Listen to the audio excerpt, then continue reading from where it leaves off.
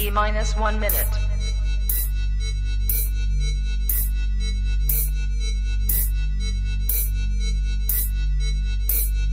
T-minus 50 seconds.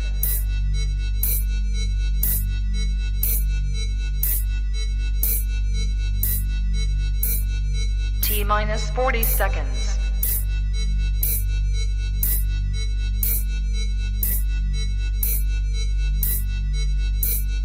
T-minus 30 seconds.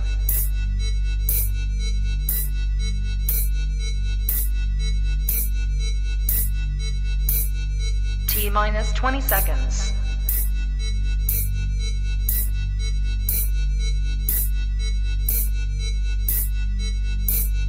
Ten, 9, 8, 7, 6, 5, 4, 3, 2, 1, 0.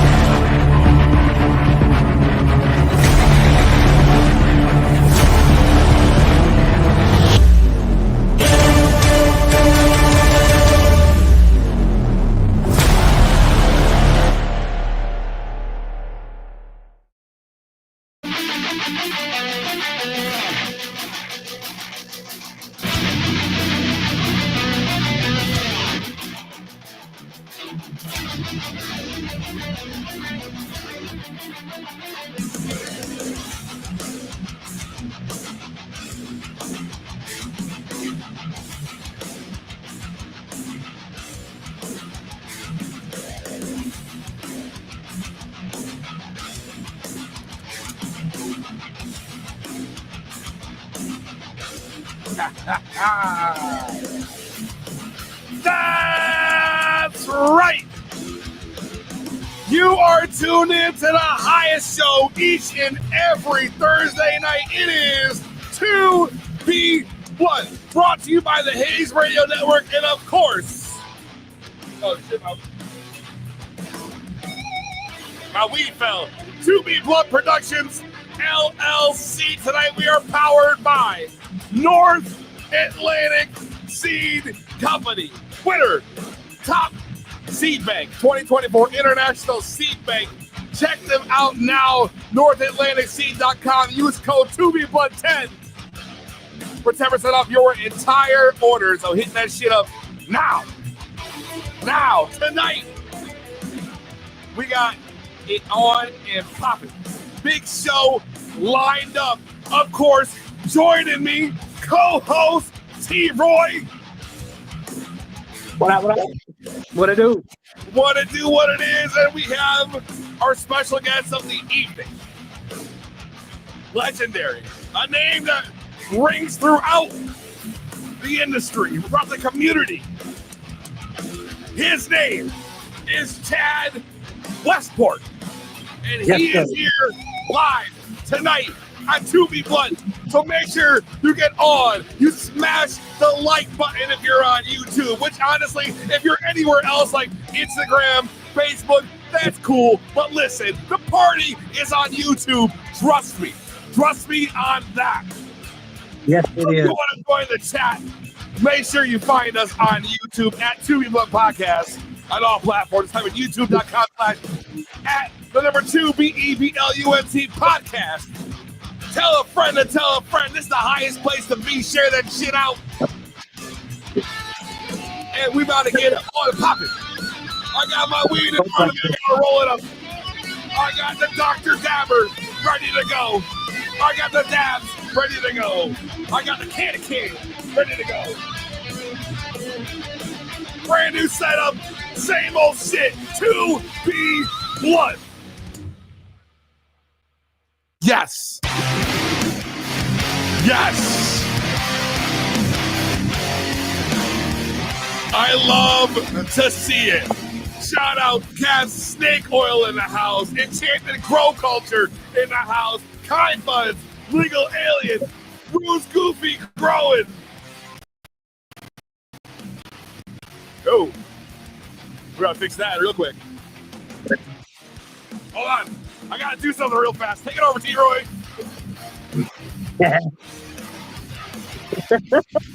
Just going off the rails now.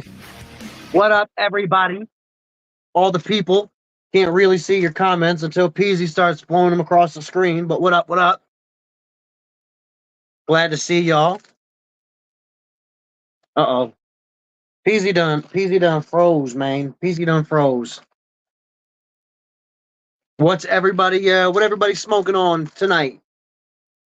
I got this stuff called Lotto Pop. Shout out the plug.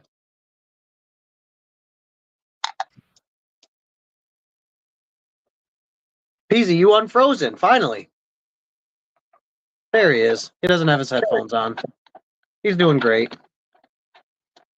As I was. My bad, yo.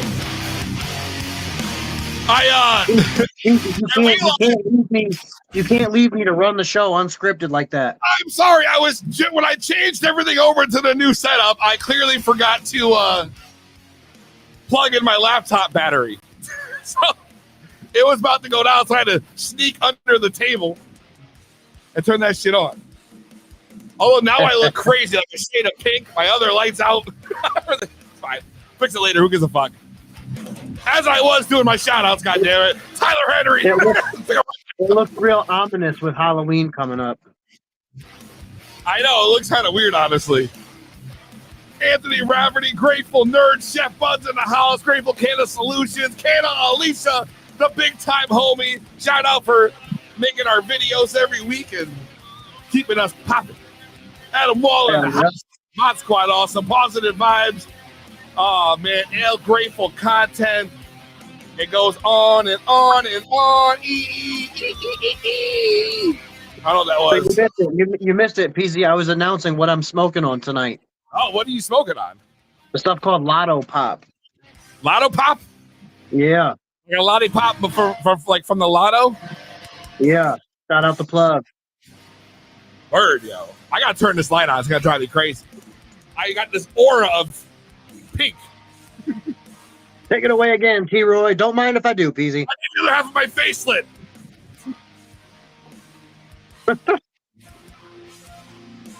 So, chat, you guys. I don't know if anybody's been to Salem, but picked up one of these I got stoned in Salem lighters.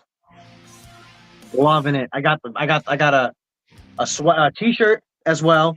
My fiance grabbed a sweater, and then I picked up a lanyard. Oh, there you are. Hey, buddy. So much better. All right, I'm ready to go now. Look, hey. You did get stoned in Salem this weekend, huh? Boy, did I. Aren't the dispensaries in Massachusetts so much better? So much better. I didn't go. I actually hit up the plug the day before. Fucked up. You fucked up, bro. No. Not only are they a million times better than Connecticut, they're cheaper. So that's what I heard, but I picked up a QP for a ridiculous price. So, yeah.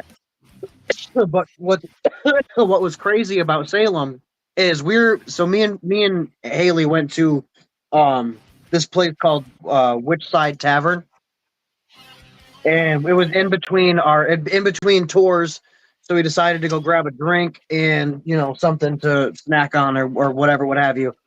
And I was like, you know what? By the time we're done here, we're gonna have like 15 minutes before we have to get to the next spot. So, how about we just burn something on the way there? She's like, yeah, it sounds like a plan. So I am literally outside at this restaurant at the patio seating, literally packing up a cone while the waitress lady comes over, brings us our drinks and our appetizers, and I kind of just, did want to, I didn't know if I was I was rolling up. My bad. basically. But I don't think she paid attention, nor do I really think she cared. But that was cool as shit, packing up at a restaurant in Salem. It's the way to do it, man. And Massachusetts is like a whole new spot, yo. Lady J will tell you she's from there. It's totally different from Connecticut. Totally different. Dude, I love it up there. We gotta smoke some weed. That's first thing. You lit the blunt before we even like played a song, before you did anything. You like jumped the gun. I know. I'm sorry. So why don't we just do a quick thing here? We're gonna, Hold on. Let me just do this. No, it's not necessary. That's not. It's done, that's totally Peasy. necessary. What's done is done. All right, I'm gonna do a dab because fuck it. Shout out my boy, the mortician from the Pack Alert. He's up in the chat right now. He does. If you're into sports, follow him up. He does like all sorts of crazy sports podcasting as well. Shout out the homie. I rocked with him on a stage actually for Tyler's second album release party, where we had the legendary Smoke Dizza in the building. Smoke Dizza. We gotta smoke this weed real quick right now. Right now. Shout out the mortician, yo. Shut the fuck up! Grab your weed, grab your concentrates, grab your edibles, whatever you do to get to that next level. Let's get ready to smoke it if you got it. All right. Let's light this shit up. Let's get this thing popping.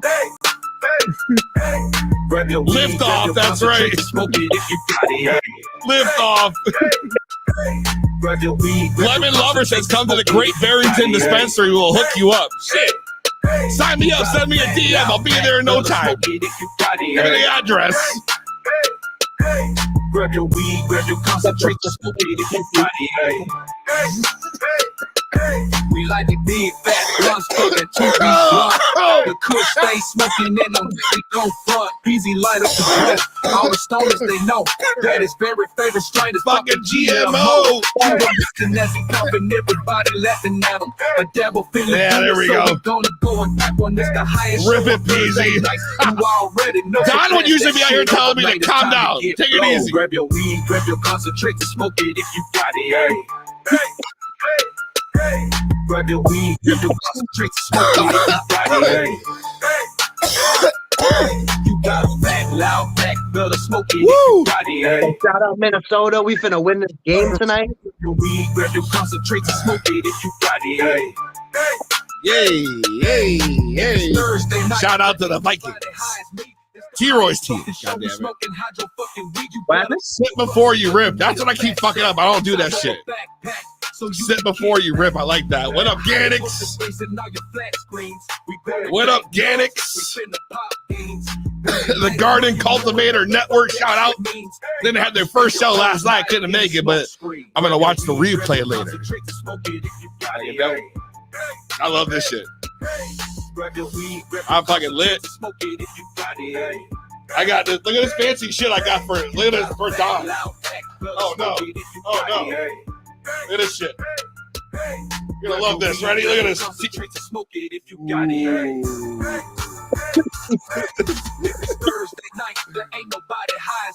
That's right.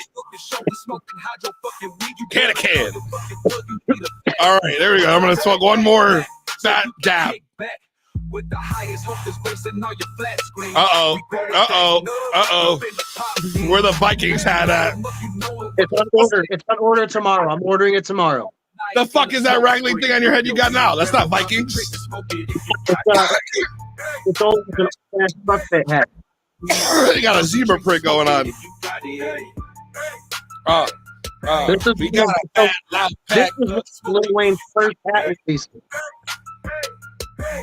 Grab your weed, grab your concentrate.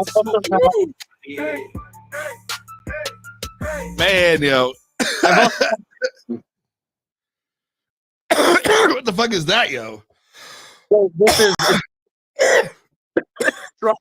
hat. Yeah. I got the weed sweats.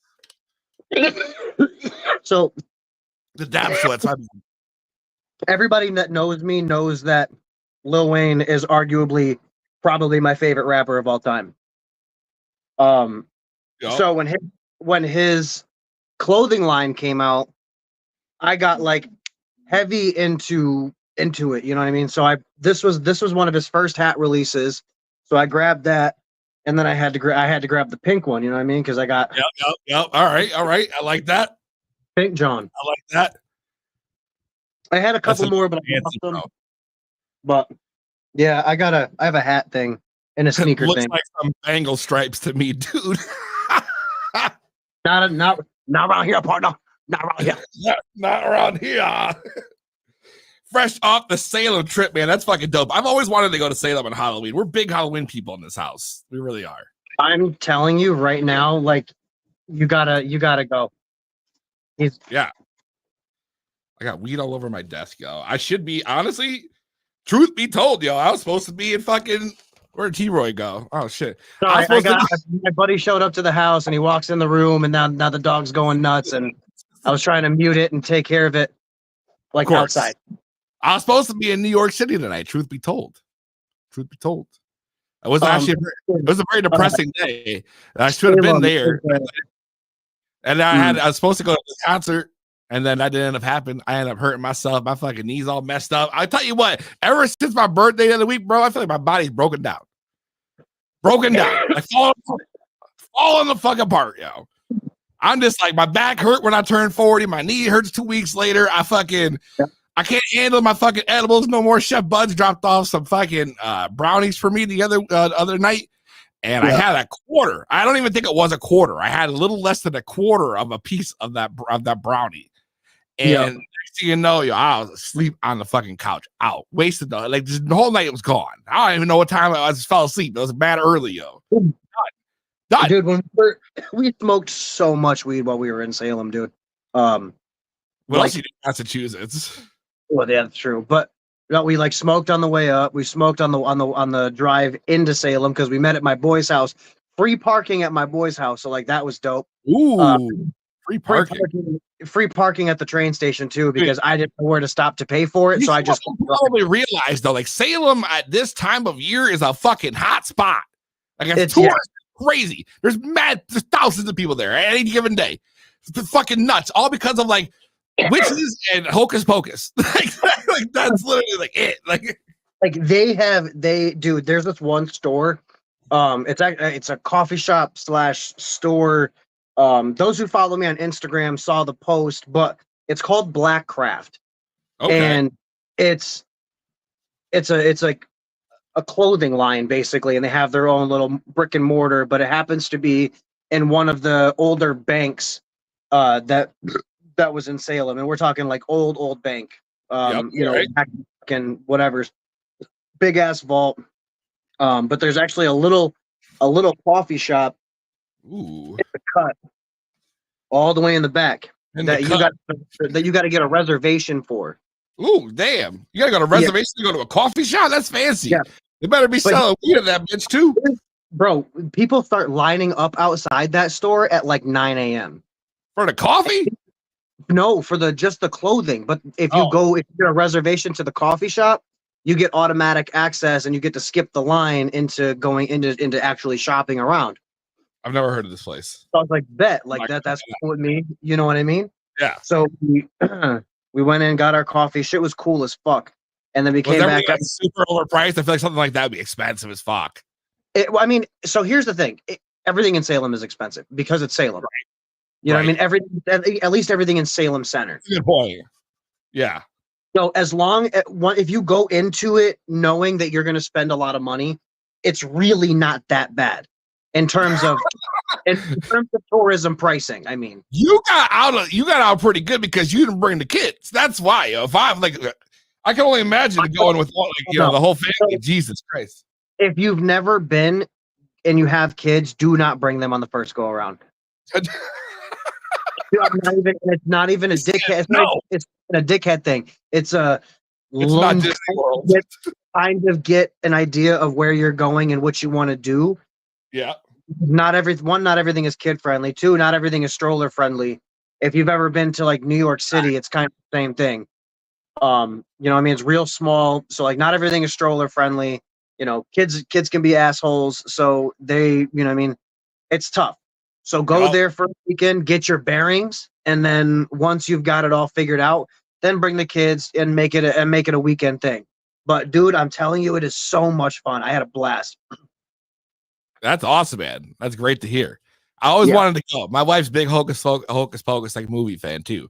Like another reason why I've always wanted to go, but just like it's never panned. And now with the kids being little, it's like, oh fuck, you know, doing anything is honestly hard at this point. You know, I'm picture in front. I can get stoned for an hour a week with you guys. You know? Right, dude. You me and Haley crazy in front of town hall, where one of the spots that was in Hocus Pocus. Yep. We got a picture right in front of there. Ooh, that's dope, yo. And then Allison's house, got a picture of Allison's house. Shit. All right. I mean, the whole experience going on. Oh, it was a blast, bro. That's what it is, yo. That's what it is. I had like an epiphany today, and I decided that I needed to do something spontaneous like this. So I went and I switched up the whole fucking gimmick, and I put the tent behind, because now I feel like with the growing going on, we can fucking pop in the tent during the show and check out, let people know that, hey, I'm fucking up, you know, left and right. I'm sure that's going to be the case. It's cool, whatever, but like a different perspective. And it feels, I'm feeling it. I'm feeling it right now. It's a nice tent behind me. I feel like this is a nice look. I don't know. And let me know in the chat. I gotta know what's going on. I'm feeling like it, you know. But I don't do change well, and that's my whole thing. Like the fact that this even happened today is crazy to me, because I just, between my ADHD and just my indecisive ass being a Libra, like I'm a fucking hot mess express. Choo-choo. Like just no. Where the fuck am I gonna sit when I come there? Right, right here next. We would, you know, at this point we would pivot the table a little bit, and then we would just be sitting on both sides. Bang, right there. Anyways, I could feel like I'm just getting mad stoned, yo.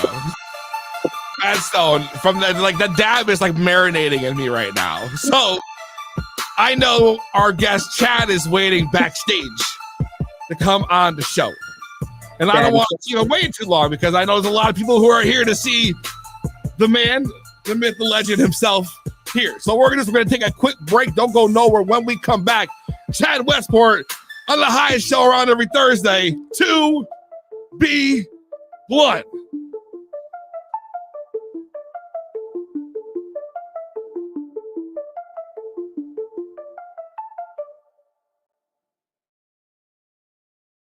For International Cannabis Awards Best Online Seed Seller, and offering more than 2,500 strains from over 50 of the industry's best breeders, North Atlantic Seed Company is your one-stop shop for quality genetics. From U.S. elites like Ethos, In-House, Exotic, and Humboldt Seed Company, to international greats like Barney's Farm, Dutch Passion, Mephisto, and Fast Buds, North Atlantic Seed carries a thoughtfully curated menu of photoperiod and auto-flowering genetics designed to accommodate every budget. They are a woman-owned and family and friend-run passion project whose vision has been to take care of their customers. That means unparalleled customer service that is responsive and cares. It means the fastest shipping in the U.S. and loads of quality freebies with every order. And above all, it means an integrity that is unrivaled. So check out North Atlantic Seed Company at northatlanticseed.com. Warning. Watching this show might give you contact high. And now, ladies and gentlemen, it's To Be Blunt with PZ.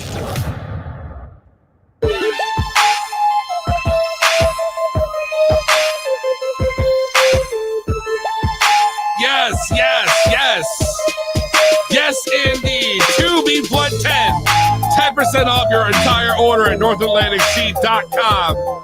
They got holiday boxes they're rolling out from anyone from Mephisto to Dirty Bird, and it's the dope collections of seeds you can get. Make sure you check them out. These are limited releases for the holiday season. You don't want to miss this shit. So, T-Roy, are you ready? I'm never. That makes me a little nervous. You better be ready. Because it's time. I'm ready. Bring it. The man. You've seen him all over Instagram, YouTube, podcasts. He's written articles, magazines, websites. I mean, it's like a jack of all trades. Not only that, a grow expert who's worked in from anywhere from large facilities to now focusing on helping home growers achieve great results. He's got his own YouTube channel, and there's a lot to talk about here. Let's bring him on. He is Chad Westport. Chad, what's up, brother? What is good, guys? Stoked to be here. PZT Roy, what is shaking? Yo, that beard is incredible. Thank you. This is the not touched for a month beard. So I recently had an episode where I lost my beard, and I was on track to be just like that, and now I'm reminiscing. Anymore. It gets a little tricky with like the walrus bits. That's the first thing I had to do when I came home because I didn't bring anything to shave. Wait. What the fuck are the walrus bits? Now, sorry, I have to ask because as you can see, I don't have the capability nor the genes to grow something as righteous and majestic as what you are possessed right now on your face. So it's all like the hangovers that like touch your lip and like just really start to fuck with you. Because they are the most annoying thing on the planet when it comes to facial hair. I actually had to shave mine the other day. I'm getting close, but yeah, dude, it's the worst. They're the ultimate flavor saver. You can't drink or like eat anything without it getting on there. So you just know after every bite, you gotta hit it with the napkin. Yep. That would drive me crazy. Not only that, I'd probably look crazy because I would get high and not even think about wiping the whatever the fuck they're called. Eating cereal is the worst. Dude, how do you eat anything that involves using your hands? Burgers, tacos, burritos. That's all. I could deal with all that. Grinders. But for some reason, cereal pisses me right the fuck off every time. What I can't even relate. Like I don't know what it's like. You know. Sometimes I wish like I could catch cereal somewhere, but like it just ends up on my fat ass instead, like right here. You know, that's where it ends up landing. It's the catch, man. Never wear white. No, you see this? This is it. I mean, you ask how many times has anybody on the show seen me in something other than black or gray charcoal, something along those really dark tones? Like never. You never will. Why? Because the camera adds 10 pounds. I don't need any extra help. You know what I mean? Like, that's not what I'm going for here. I need everything to work as much with me as possible than it is against me. And trust me, I walk into this with a handicap. For those that do wear the white shirts and you're messy, hack the system, make your own tie-dyes. Like, wear it, mess it up, tie-dye it, call it art. Oh, dude, same thing works with sneakers, dude. I got a pair of white sneakers that just are shit, and I can just customize them and then make it not shit. There you go. You're like, no, dog, this is custom. Who would have thought that that's how it was going to end up, you know? Listen, he's very right. No wonder he's an educator.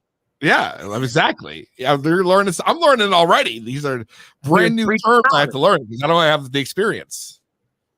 You know, I literally have like baby face. Like, this is it. Like, in the words of Fredro Starr, do the knowledge. Yeah, right. There's no knowledge that's going to help me. Trust me. You need some magic and a miracle to make that shit go. Go to Salem. Positive. I bet you if anybody could do it, it's Chad, because Chad can make anything grow, right, Chad? You could probably help me out here. I could try, man. I actually, before I learned how to actually really grow, I killed a cactus. Like, it took me 2 years, but I did. I've killed a cactus, so I did not start this thing with the green thumb. They always say, like, if you can keep a cactus alive, like, that should be the easiest thing to start with. Like, you killed the fucking cactus. I did. I got to see one flower on it, but I killed it. And then I decided to learn how to grow a few years later. what is what made you go from cactus to cannabis? That's what I want to know. Dang, man, like just the ability. I've always been like a consumer since I was an early teen. I've been consuming it. Living in the Pacific Northwest, I kind of got spoiled, particularly in the 90s. I do not know what brickweed is. I've never seen it. The worst I've ever seen is Beasters. Wait a second. Whoa, time out. Let me cut you off real quick, Chad. All right, let me ask you a question, Chad, because you just told me on Soundcheck that you went to Mexico. I did. Now, I just got back. I've been to Mexico, and I can tell you that if you got any kind of weed from there, it was definitely brick.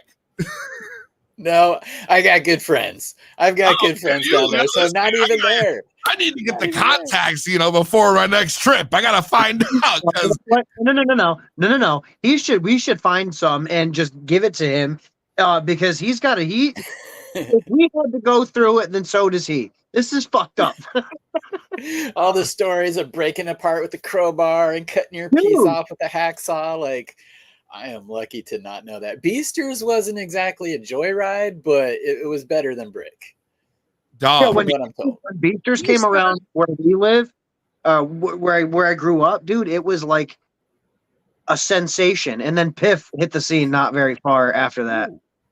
Nice. Okay. Yeah. So you guys got the lucky East Coast flavor going on over there. There's a lot of stuff that hit the East Coast that's huge on the East Coast that's never really been out on the West Coast or hit really hard. It's kind of crazy how regionalized the whole like cannabis thing is, really.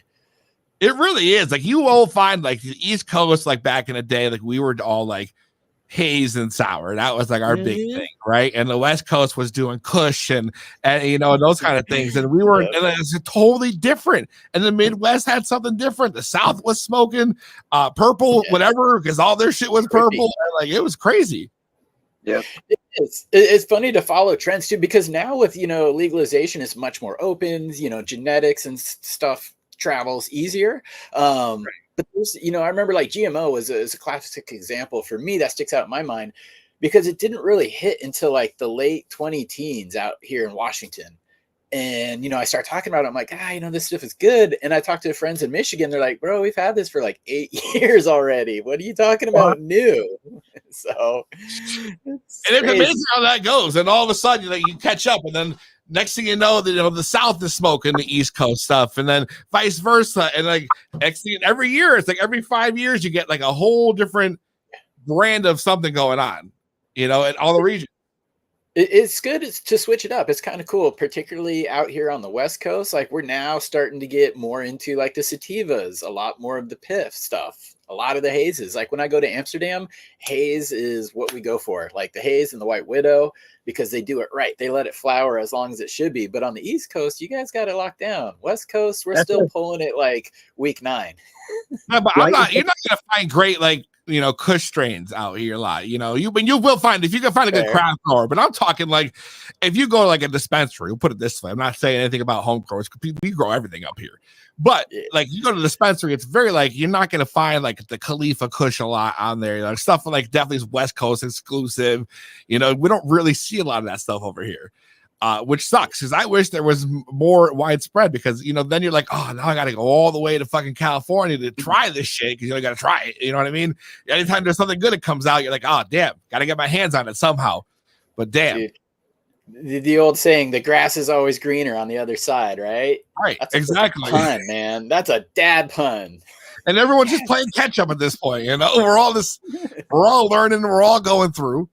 And it's pretty dope, man. I love it. The cannabis culture is amazing, which is why I've been so drawn to it. It's not just because it's always cool to smoke weed. You know what I mean? It's like, it's just like, it's everything. Medicine, recreation, doesn't matter how you use it. There's benefits regardless. Even if you don't even use it for like that reason, you're still getting the benefits, which is, it's something that's crazy to me. I love it. Yeah.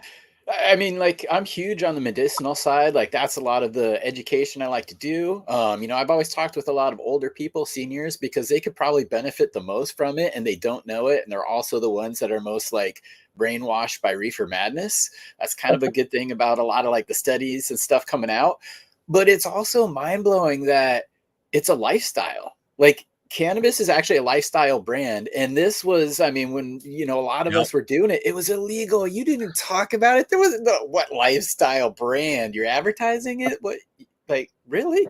But that's where we've come. And that's fine. I mean, start the conversation, popularize it, get people talking about it, educate them. That's how we overcome a lot of this just garbage, reefer madness.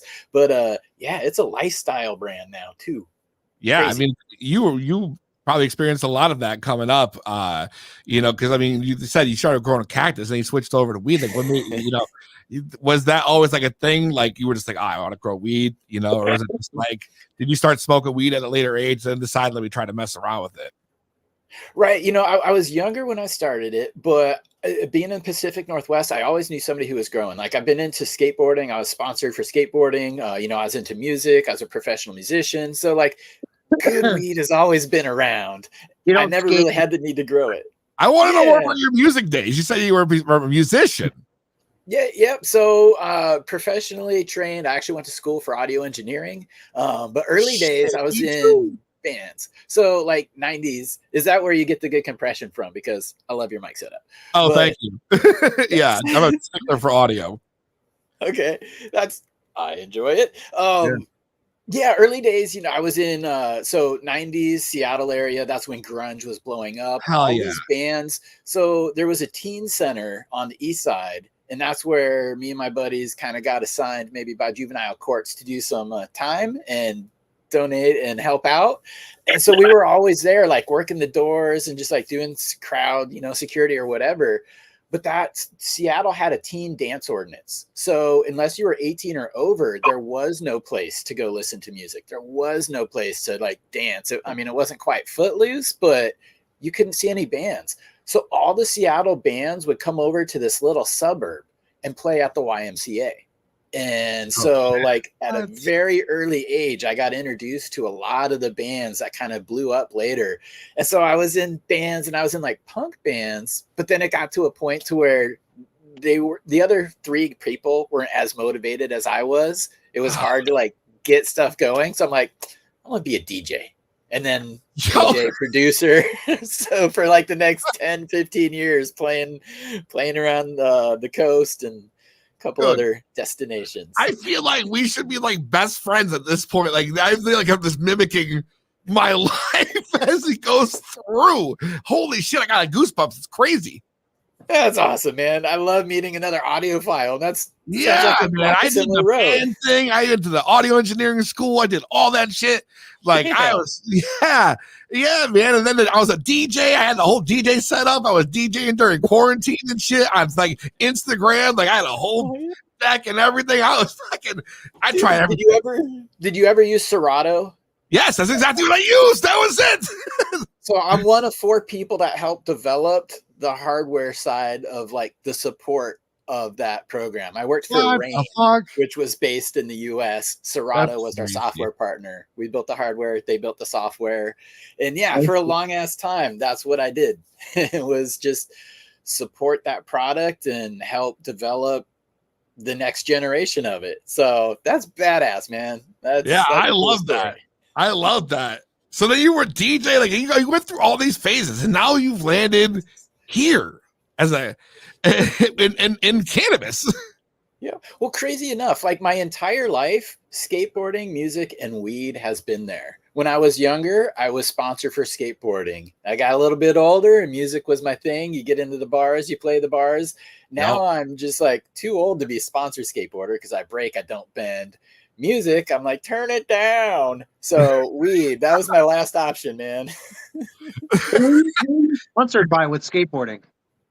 So there was a company called Ulterior Motives, very small company. But have you heard of like HO Water Sports? They built water skis, they built wakeboards, really big in the 80s and 90s.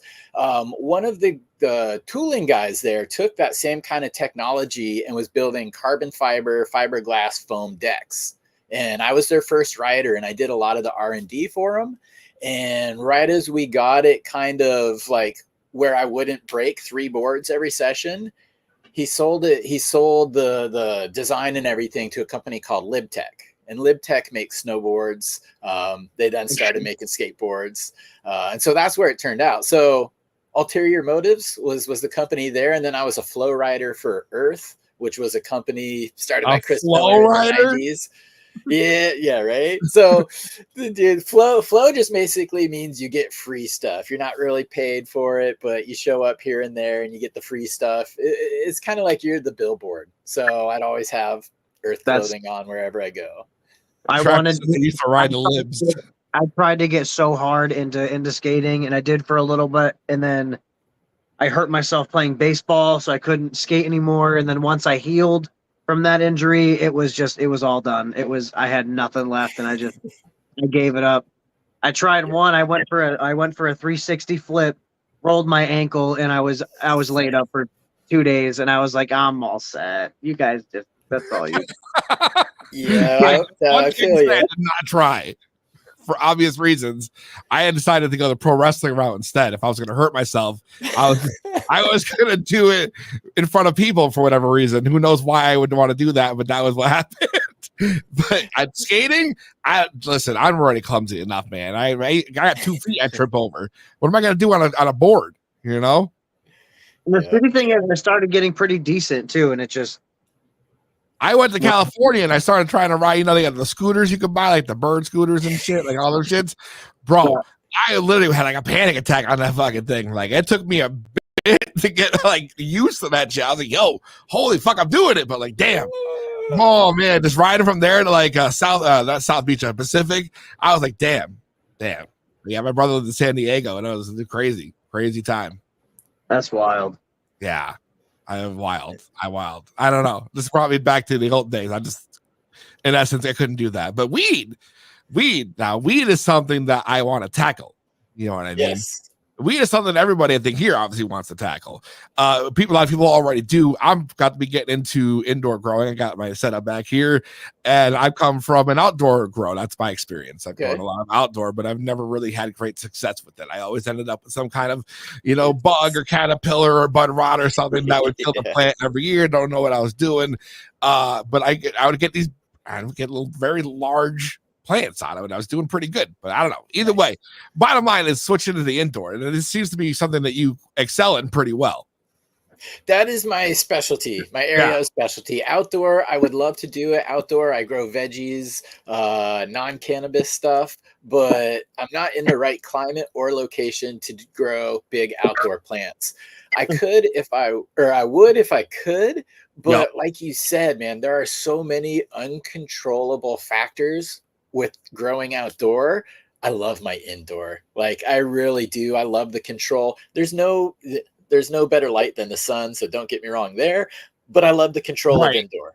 Yes, and that's the whole thing. Controlled environments are the key to get, I feel like, to get the best results. Yes, of course you can grow weed outside and it'll come out pretty good, and you can be smoking it, and it's not gonna say it's bad, but like if you compare outdoor to indoor, and you just leave just by looking at it, I'm like, yes, I'm going 100% leaning towards indoor.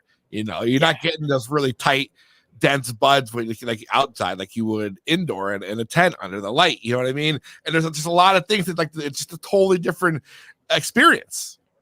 It is, and you can fit in more, more runs per year, which so you may wind up, if you have smaller plants, even though you're doing more runs, you may wind up with the same, if not more, yield at the end of the year as well, particularly when you don't have to account for, got eaten by a deer or had caterpillar holes and so it turned into bud rot.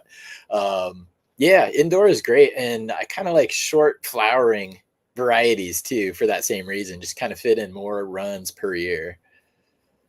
I love that. A lot of people, disagree, and that's great. I love to see everybody's got a preference when it comes to it. Oh yeah. I'm just saying, to me, indoor, I feel like is it, which is why I'm really excited to get into this. And what made you start going? God, I just tried to brain fart. What made you decide to take this public though? So you've been growing, you're doing pretty good. Now, what made you decide to turn this into a career though, full time? Ooh, so it just started in the Washington medicinal days. So about 12 years ago, I started a group called Seniors MMJ Network. And again, I was just really trying to reach out to seniors because they've got the reefer madness brainwashed. They could benefit the most. Okay. And I was they're gonna not say aware.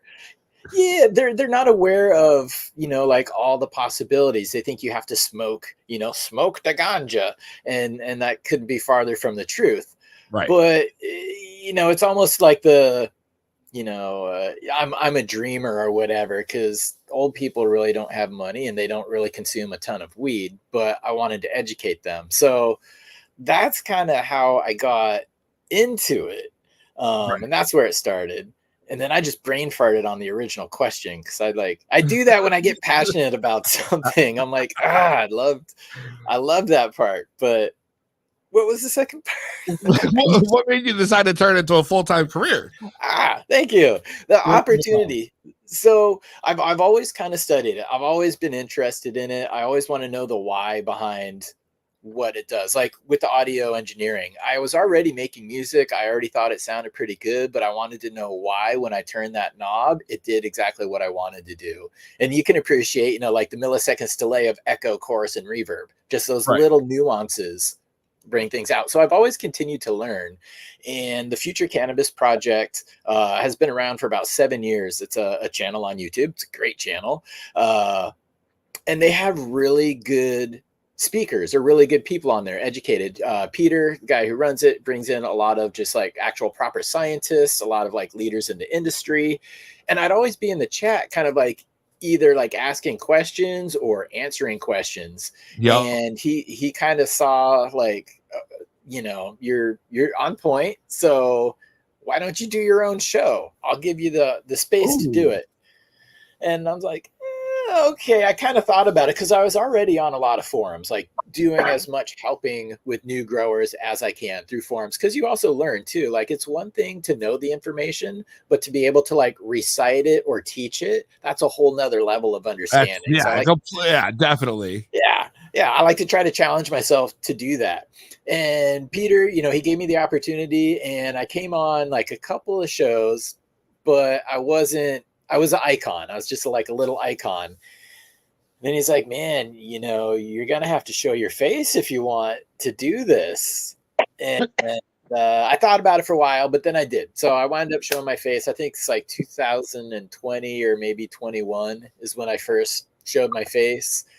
And then started my own channel. And I so on a trip to Amsterdam, went to Sensi Seeds, met one of their guys. We stayed in touch for a while. About a year and a half later, he's like, hey, I want you to write for me. ILGM, subsequently after that, saw a lot of my videos, saw some of the Sensi Seeds stuff I did, and like, hey, we want you to write for us. And then Skunk Magazine. So that's how it kind of opportunities. Yeah, I can't say no to an opportunity, which is hard because I'm busy all the time. You seem like you're a man of many trades. You're a natural performer, obviously. So it was a logical like next step. You know what I mean? Yeah. Get in front of the camera. It's a little bit weird. I always say too, and this is what I think has helped me throughout my life, and I see helped a lot of other people's life. I would still be doing the exact same thing if nobody was looking. I am blessed and fortunate and honored that people are looking right now, but I would still be doing it. So like, I'm just on the mission, and it's cool to be able to have an audience. Yeah. That's education. That's awesome. Hell yeah. Would you say your some will say expertise it comes from this experience, or did you have somebody who was like really crucial into showing you the way? Well, it showing me the way came later. I already had started growing, kind of self-taught. Now, I didn't talk about it to really neighbors, or I didn't talk about it much with my other grower friends. Everybody has their own thing going on. 3 could keep a secret if 2 are dead. Yeah. So I didn't really talk about it. I'd never had a mentor as far as growing. But when I left, when Rain actually sold their company in 2016 to a company that now owns like all of the names in the DJ world. But anyhow, because I was so specialized, I was actually a properly trained audio engineer. The owners of Rain set it up to where anybody in the company, if you were specially trained, the new company has to pay for 2 years of school. And Wow. that was my chance to go back and do whatever I wanted. So I chose sustainable agriculture and small farm systems. So Yep. that's where I took my kind of learning to the next level. And that not only just kind of what you learn, but it taught me how to learn, how to research, where to look, what to do, because I was never a good student in school. I went to an alternative school because I got kicked out of a bunch. So I really, I really learned a lot of like how to like just further things there. Yeah. You know what? And now look at you though. You're honestly, anytime someone says Chad Westport, it's like everybody's like, oh, Chad. Oh, like everyone's like, oh, you're Chad. You know, Chad's gonna be on this show. Chad's doing this now, like, you know, and you got the Twin Peaks Cannabis you're rolling with now, which is a really dope, awesome company you got.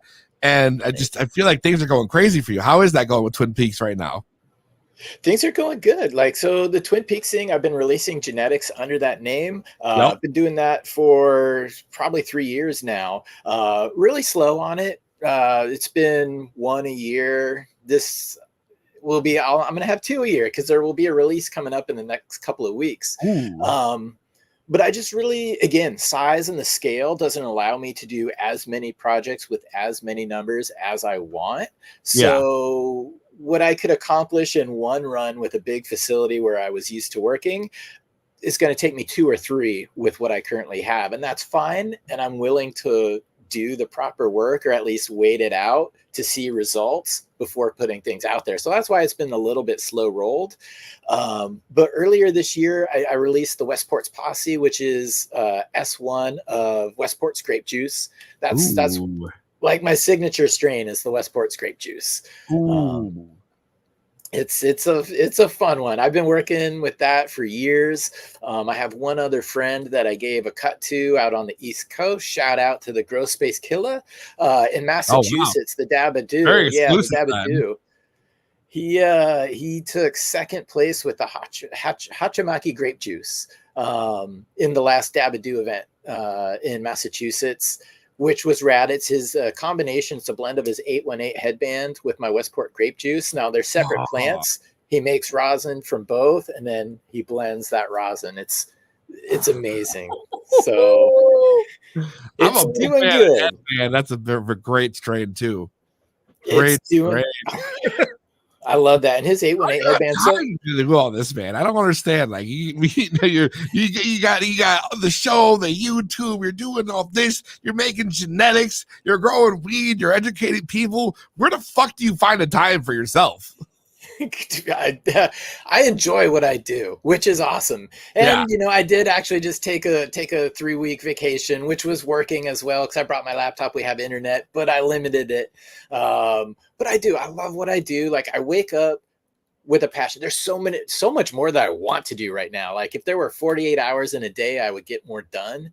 But I also like sleep. So I get normal sleep every day. I'm not like some of my friends who can go off of like 4 or 5 hours of sleep and just naturally be functioning. I'm like, nah, bro, I need my 8. So I do that. But you know, it's like I have a passion for it, and I'm always just trying to progress, always trying to do something new. So many ideas in my head, but I keep a detailed calendar. Like my breeding projects, what I want to do, what I'm gonna run next. I'm like 2 years ahead already. So I just need to stick to the plan. There you go. That's great. Yeah. That's great. Listen, as long as you're ahead, you're making it happen. That's what matters. Yes, I try. I try, man. I want to switch over to growing stuff because I feel like I love to hear about the backstory, but I also have a lot of questions, and I also want to let the phone lines open up for let people call in and ask you, and I'll get your get the expertise, educate the people. I know a lot of people want to talk to you, and a lot of people are really excited. So, I see you got the Spider Farmer 10. Is that the 2x4 you got, the new one? I do. I've got a 4x4 behind me, but I also got the new 2x4 sitting in front of me right now. Oh, nice. I like to seedling, clone, and veg in that 2x4, and then I can break stuff off into the 4x4s for flowering. I wish that I had gone with a bigger size. I started here with a 2x4 thinking I did not have room. But now that I'm sitting here looking at it behind me, I'm like, I could have fit a 4x4 behind me. It would have been fine. It would have been fine. I would have had a room. But you know what? Regardless, I got this 10. I'm thinking to myself, how many plants am I going to start with in there? Right? I get a lot of different answers. right? So I want to ask you, what would you do 2x4 to brand new? What would be the perfect amount of plant for this? 2, 3, like depending on the size pot, like what would your answer be for me?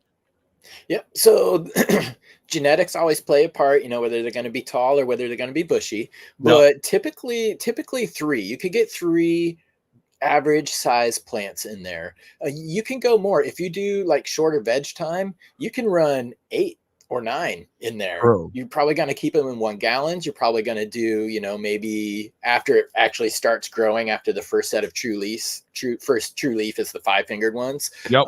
Couple of weeks after that, if you flip, then it gives you a good chance. But if you reduced the number and let that veg for another 2 or 3 weeks more, you're probably going to have about the same yield. So if you want to go with like a little bit more variety, which I like variety. Me too. Maybe you go smaller, smaller pots, quicker veg, smaller plants, but you have more variety at the end of the day. If you find something that you really like, you could put 2 really big ones in there. But, 3 is my general answer for a 2x4. Yeah. There's a bunch of 1 gallon. Yeah, that's a great idea. I never even thought about that. That never in my mind would I have thought of I could even do that many in there like that. But like, you're right. Like, how many weeks would you say for veg? And then before I would flip with that. Yeah. After you get your first set of true leaves, maybe 2. Yeah. Maybe 2 or 3 weeks after that. Don't let it get taller than 8 inches. Usually maybe it's 6th or 7th node by that point. Again, genetic dependent. Yeah. But you'll start them when they're about here, and they'll probably finish off about here. If it gets super humid in there or everything is overlapping and they're touching, defoliation always helps kind of bring humidity down a little bit. Yep. But that's kind of a secret technique of small scale pheno hunting. A lot of people talk about scrog, which is screen-a-green. We always see the nets and, just trellis things out. You basically make one plant really big. It all started with sea of green, which is SOG. And that's basically a ton of little plants in 1 gallons, and you cut off all the branches. So it's basically just a stalk with a big cola. Whoa, back in the day, the sea of green. So back in the day, you could fit a couple hundred plants in a small area. And if every, plant grows at least an ounce cola on it, and you flip it right away, so it turns over really quick, it gives you more yields per year equals more weight per year. That's one way people used to do it. So that's how you can do 1 ounce colas easily. Yeah, Come easily. No way. Just one big 1 ounce bud. Like a football. Fuck off. No way. Yeah. I need to see this for myself. No fucking way. Sea of green. Yep. Sea of green. It's an old technique. The reason why screen of green came in and became more popular is because when you were in sea of green, if you got busted, you got plant counts. And sea of green takes a lot of plants to equal that.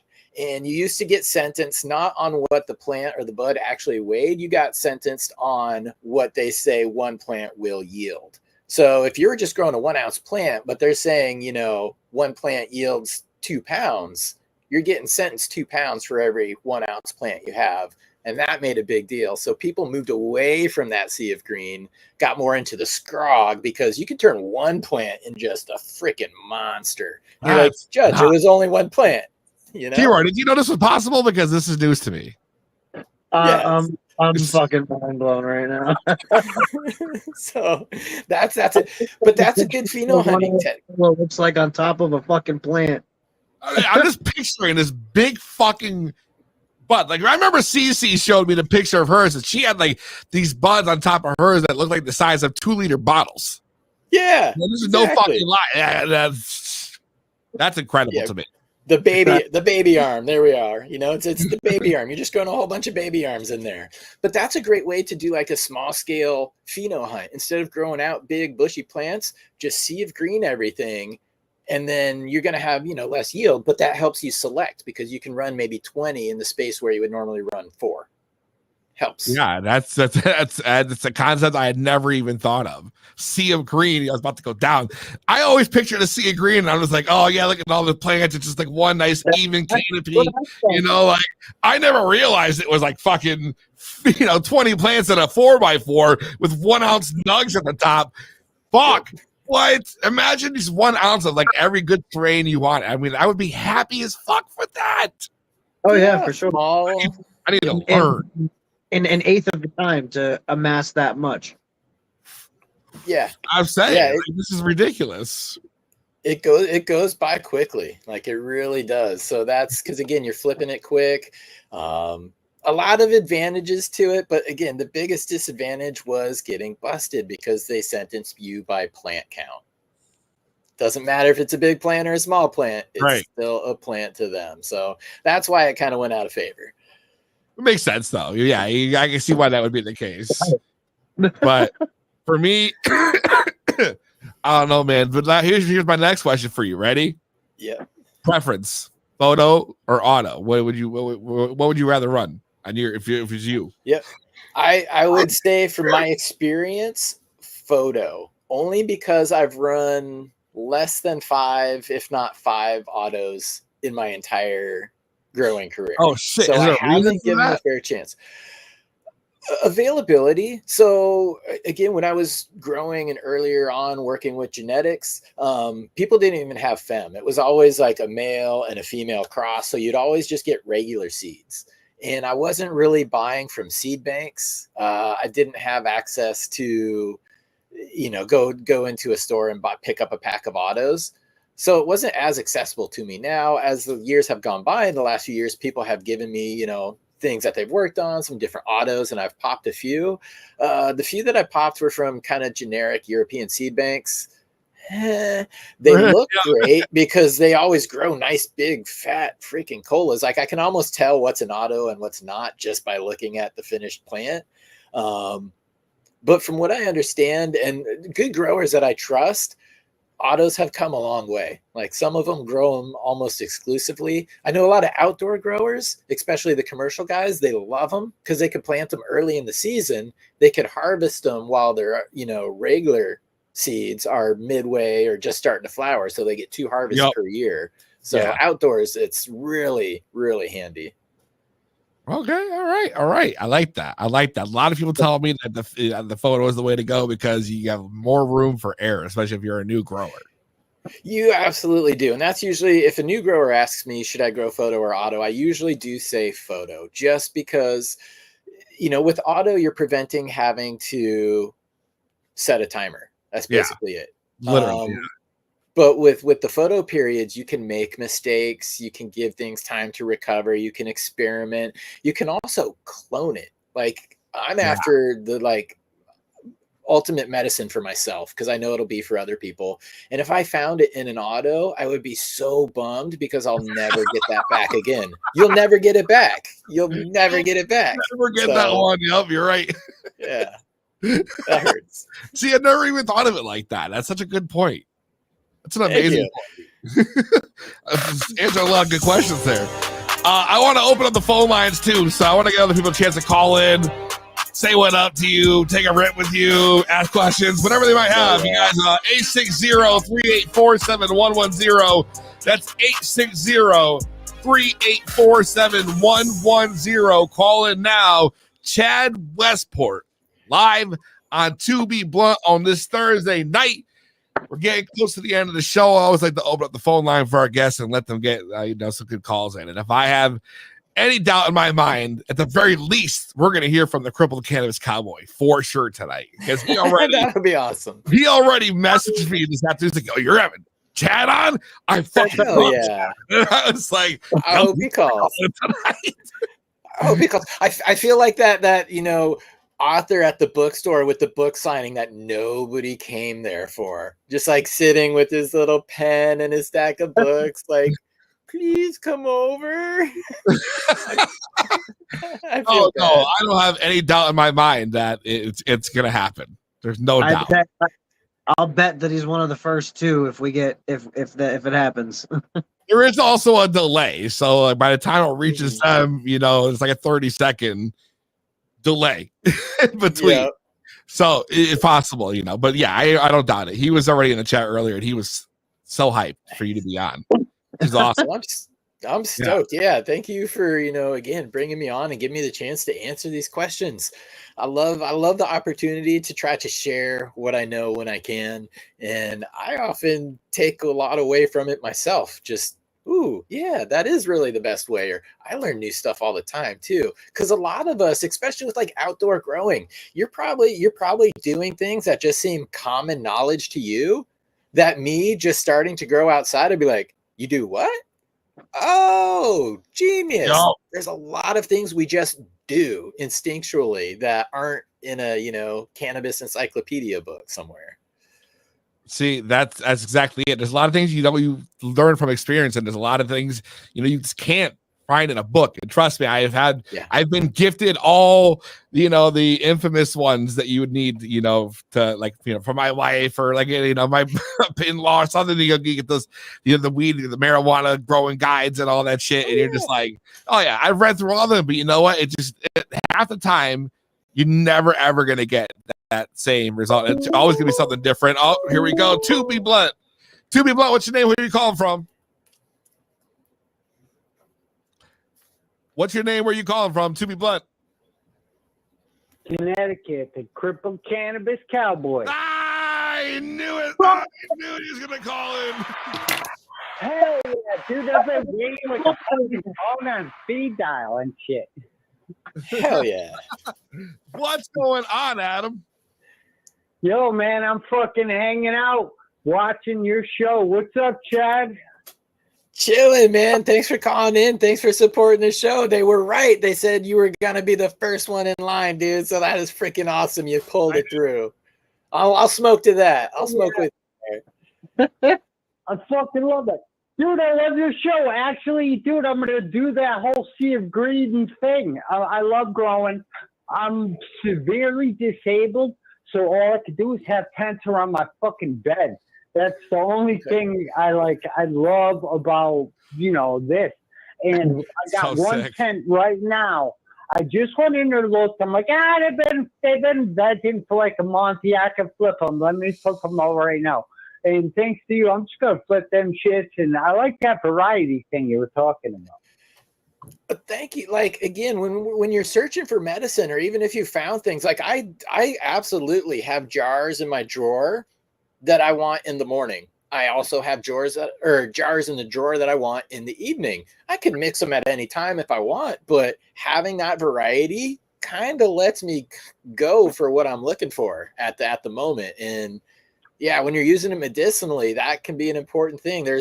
It can serve many different needs for different people. So it's awesome that you're using it in that way. And yeah, just being around the garden, being able to stare at it, be able to look at it, that's medication in itself, man. It's meditative to me. I spend way too much time staring blankly at my plants, but I'm observing, I'm soaking it all in, even if I don't know what it means in that moment. Are you the kind of guy that will talk to your plant and have like a full convo with them? Maybe. I do. I gotta admit, I fucking do. Oh, Adam, I already know. I had no doubt about that. I don't doubt that at all. You seem like the kind of guy who's got passion that he would love to, like you wake up, hey, good morning, everybody. You know what I mean? Hey, ladies. Hey, ladies. How you doing? Hey, baby, how you looking today? Yeah, man. It's to the level of like, do you close the door when you cut the branches off so the others don't see? Oh yeah, dude. The funniest part is I'll start a seedling, get it all nice and healthy, and I'll be like, "Yeah, I'm growing you to just chop your fucking head off and chop your arms off." I'm like the evil.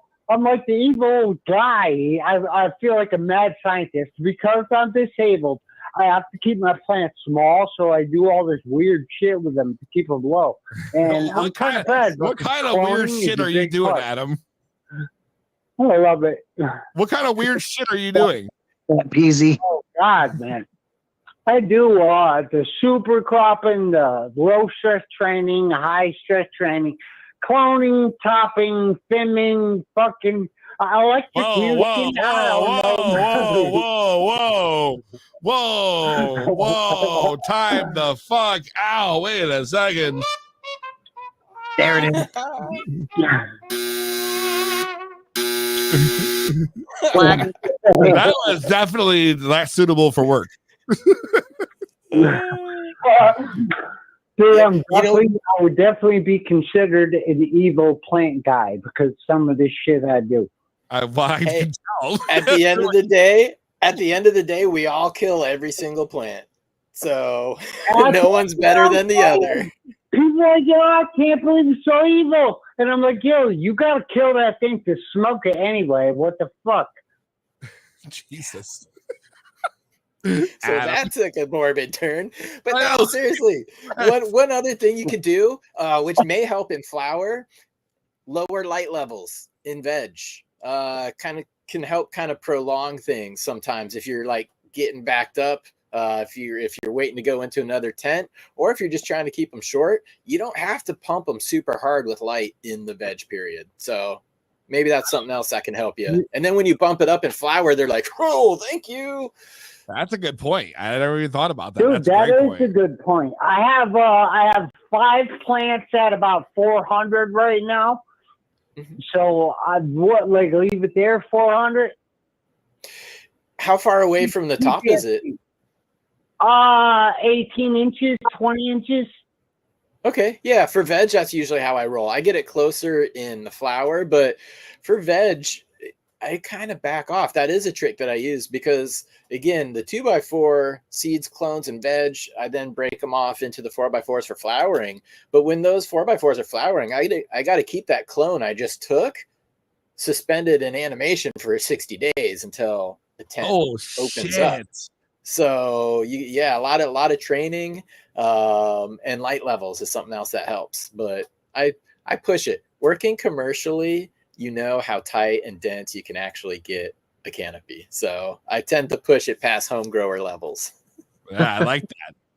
Push it to nice. the edge. I'm slightly confused on something you just said. What do you mean suspended animation for the clone? Because they got clones on fucking tent right now. Yep. It was kind of funny. As I said that, I'm like, oh, that could be confusing because sometimes suspended animation, a lot of people are talking about tissue culture, which is kind of like suspended animation. So it was good catch. It was actually a poor choice of words. What I should have said was I need to keep it at a controlled growth pace because I have to keep it from that clone to get into the flower in about 60 days. So that's another thing. I know that my strains root very good. They're fast, they're strong, my keepers that I work with. So I can kind of roll the dice a little bit and take my clone as I put it into flower. If you're working with something for the first time, because I'm not really a big fan of re-veg, although re-vegging would work. I prefer not to do it. Re-vegging is just, again, taking a flowering plant on that schedule, bringing it back into the veg cycle. Right. So, usually you would want to take your clone a week or two ahead of putting it into flower so you know that it has roots before it goes in. But again, I want that extra 2 weeks, so I take them just right as I put them into flower. So yeah, suspended animation, bad choice of words there. Awesome. I'm so excited. I'm like slightly starstruck. Don't mind me. Oh shoot. Well, I'll smoke one with me. And dude, thank you for growing and thanks for calling.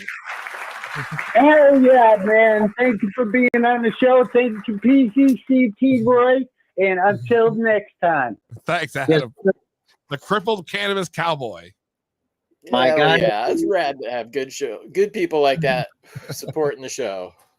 Hell yeah. I'll leave the lines open. I'll put it back on the screen if you do want to call in and talk to Chad. 860-384-7110. We'll take a couple more and then we're gonna wrap it up. Chad, soil or synthetic? What are you running? I run an organic soil. I'm actually running a custom blend that I've been working on. It should be available.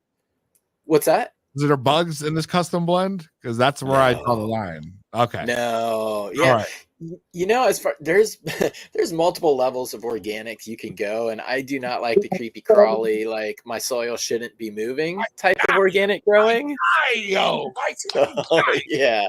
I do the custom soil blend from Kiss Organics, and then I do Kiss Organics dry amendments on top. Okay, I like that. We're gonna talk more about that in a second. To be blunt, what's your name? Where you calling from? Steve calling. Sir, can you turn on the background noise? Absolutely. All right, there you go. Now I can hear you. How's that? So much better. It's Ford Wayne up, Pete. Oh, what's going on? Oh man, you're breaking up a bit, bro. What's that? You're breaking up. Hella bad. I hate when that happens. Yeah, you need that Wi-Fi connection is what you need. I got 420 out of it, which is one of the radder internet names. I will give them that. Holy shit. Fun. I'm going to call back for line. Beep, boop, boop, boop. Why did that part come through clearly and nothing else? You're right. That was out of everything. Literally out of everything it could have been. That's what came out. Boop, boop, boop, boop. That's it. Oh, that's freaking great. Oh, here we go. To be blunt, what's your name? Where you calling from? Hi, this is Ford Wente calling from California. Ford Wente, how's it going? It's good, guys. How you guys doing? As soon as you use your real voice, dude, it's just going with the straight robot mode. Are you a cyborg? Hello, thank you for calling. Put your number at the tone, and we'll get back to you just as soon as possible. Why is it when he does the voices? It's so clear. It's so clear. To have so much fun fucking with people back and just like and having them push prompts. I can't. I can't hear a word you're saying, man. As soon as you use your regular voice, it's just gone. It starts chopping up like an old Michael Watts record. Really? Yeah, you sound like you chopped and screwed from Texas. Nice. Well, I won't be shirtless through the car. I'm here smoking a bunch of homegrown fire ash and trying so hard right now. Dude, I really can't hear a word you're saying. Like I would. It's not even any other words. Like every fourth. We will fuck her. Look at her cheeseburger. Thank you. Nice. Yeah, it's tough, man. I'm sorry, your service is not great. Well, it's on a cell phone. I gotta keep moving. I couldn't even understand a word that was being said there. Ford Wendy, thank you for calling in. We love you here to me, but I wanted to. Yeah, Mr. Roboto. Chad, you start your clones off with the same nutrient quantities as the mother you took them from. I start them, so I put them in an aero cloner. I use a little bit of a Clonex nutrient solution. It's not the gel that you dip it in. It's an actual solution. It's what I think I put 30 milliliters into 2 gallons. So very light nutrients. And then when it's rooted, I put it directly into the same soil that I use. So yes, there is a nutrient charge in the soil already, and I don't have to feed it for a couple of weeks.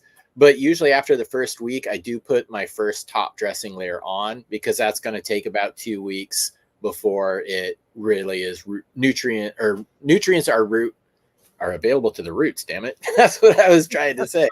Plant available. Yes. So the mother has already been in that soil and it has already had numerous top dressings. So I would think that the mother has a little bit more of a nutrient load than the soil when I put that root clone into it. So hope that helps. I hope that helps too. Screwed that one up. At least we can hear you though, clearly. Yes. Chad, man, we're gonna have to do this again. We can do a whole part 2, man. You're just awesome. So cool hanging out with you, man. So cool. Had a lot of fun. And I appreciate you coming on. We wish you the best and nothing but success. But man, you gotta come back. We gotta do it again. We need a part 2. I would love to. This went by quickly. Audience rocks. You guys both rock. And thanks again for the questions. I love the opportunity to try to spread some information. Absolutely. Next time we'll take more questions and less interview. We'll switch it up. But make sure you check out Chad on Instagram at chad.westport, on YouTube at Chad Westport, www.chadwestport.com. Make sure you give our man a follow, like, subscribe. He's killing it on the YouTube platform. He's got a lot of great educational content for growers of all experience levels. So make sure you check that out. Chad, my man, we wish you nothing but the best. Have the best night, Brad. Anything else you want to say before we let you go? Dude, again, thanks for having me. Guys, check out the website, chadwestport.com. It's going to be No Joke November. Those genetics will be coming out here in just a few weeks. Plenty of pictures, plenty of tester info out there. One pheno from a guy who gave me this hat won a Growers Cup with one of the phenos already. There's 2 phenos. So tune in. Find out what they'll be. chadwestport.com, guys. Thanks again for having me. Everybody, thanks for hanging out. You guys have a good night. I'll see you on part 2. Hell yeah, bro. Have a good night, brother. All right. See you again. Woo, T. Roy. We made it. I smoked 2 joints tonight. I'm not gonna lie, I lost my lighter. If someone's gonna send me y'all got custom lighters, send them over. I'll put them on screen every fucking week. But I've had to dab my way through this show. I'm fucking wrecked right now. Well, you're gonna end up with a box of 1,000 lighters. I know. Listen. Send them to me. DM me for address. I need all the lighters I can get, so I keep a box next to me. You know what I mean? So that's going on. Make sure you hit up, check out T-Roy, brandvisionco.com. Yes. Hell yeah. All your social media needs and photography needs. All your needs. All the needs. Packages, all of it. Y'all big facts, yo. Hit them up. Also, 2B1podcast.com. You can find all the information on 2B1, all our latest videos, podcasts, blogs, reviews, everything. Make sure you check out the website. Follow us on all platforms at 2B1 Podcast. That's the number 2BEBLUNT podcast.com. Or not .com, that's it. Just 2B1 Podcast on all platforms. Man, I'm fucking stoned, yeah. North Atlantic Seed.com, our sponsor. Make sure you check them out.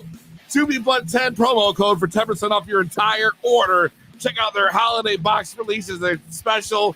Mephisto, Dirty Bird, all kinds of awesome breeders with select genetics in them. Pretty dope. Check out, you already know, North Atlantic Seed. We're off next week's Halloween, so I got to do trick-or-treating. So we ain't going to be here. But the following week, we're back with Kyle from Turpicana Extracts. You already know the deal. Hi, show around. It's 2B1. And for everyone watching, thank you. We love you guys all in the chat. This shit don't happen without y'all. We appreciate everyone's support. Peace and love. Everybody. Everybody, goddammit. Everybody. Everybody. Now I can stop the record. There we go. All right. Again, you guys are awesome. Y'all. Make sure you guys give us a follow, like, subscribe, smash the fucking like button, and just tell a friend. Tell a friend you already know the deal. 2B1. Have a great Halloween. You already know the deal. High show around. We out this bitch. Peace. Let's go Vikings.